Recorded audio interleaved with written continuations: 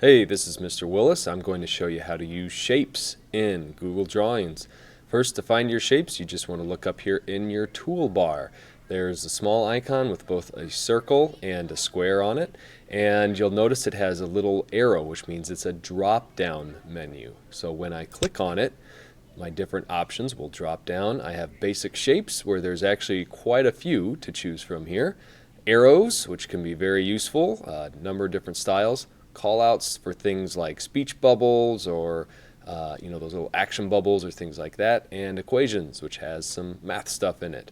I'll just use a basic shape for this one, a rectangle. I'm going to click on it, and then to put it down in my drawing pane here, I'm going to just click where I want the arrow to begin dragging my mouse, and you'll see how it's creating a rectangle behind it, and then let go when I'm finished. Once I've created a rectangle, I have several different ways that I can change it or manipulate it. One is if I click my mouse in the middle of it, I can move it around, so you'll see it goes anywhere. And a neat little trick is if I move it through the middle, you'll see that there it's right in the middle vertically. You see how that little red line appears to let you know you're right in the middle. Same thing if I'm in the middle horizontally. An arrow going up and down appears. If I get exactly in the middle, I should see a line going both ways. So now I know that my shape is exactly in the middle here, which can be very useful.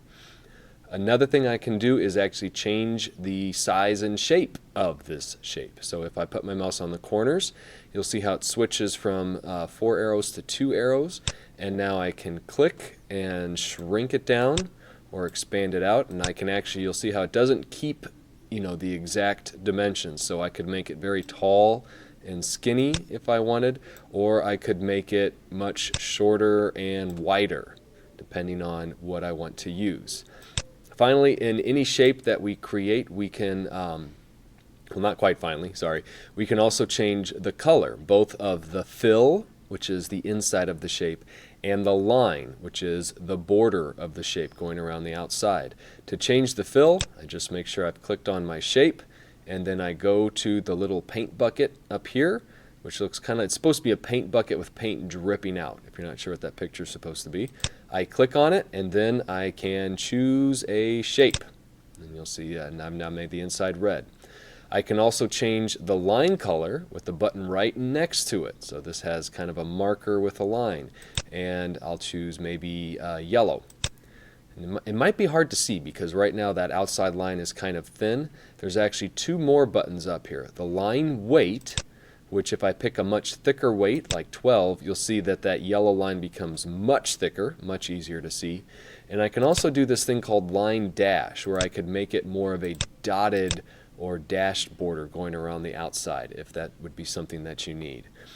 Finally, this is the last thing, if I double click in the middle of my shape, you'll see that I now have a cursor, which of course means I can add text. And so I can type a word there, and it's just like any text I put in text box or anywhere else. So I can highlight that word, and I have my font controls up here. I could choose a different font style. I could choose a much larger font size. I can bold and italic and all of that good stuff. And I can change the font color. A good tip is always make sure that your font color does not match your font's the fill shape of your rectangle, or else your font will disappear. Red on red doesn't work so well. Make sure it's something that will stand out so that you can see it. You can also use these tools over here, these alignment tools, in order to maybe make it centered, and you could make it line up maybe at the top or bottom of the box instead of in the middle. All of that stuff is up to you. So that's how you use shapes. Hope you find it useful.